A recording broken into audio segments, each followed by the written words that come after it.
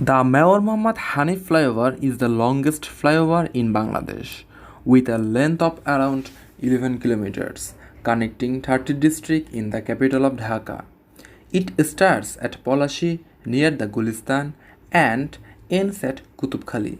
The main flyover is roughly 4 kilometers long and divided into 4 lanes. Another 7 kilometers include 2-lane ramps. This flyover constructed on public-private partnership.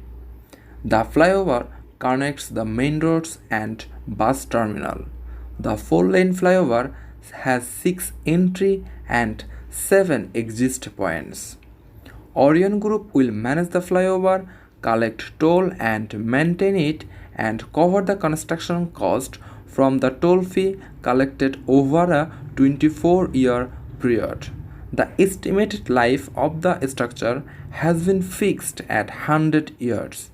It will help vehicles from 30 southern and southwestern districts reach the capital, avoiding traffic jams.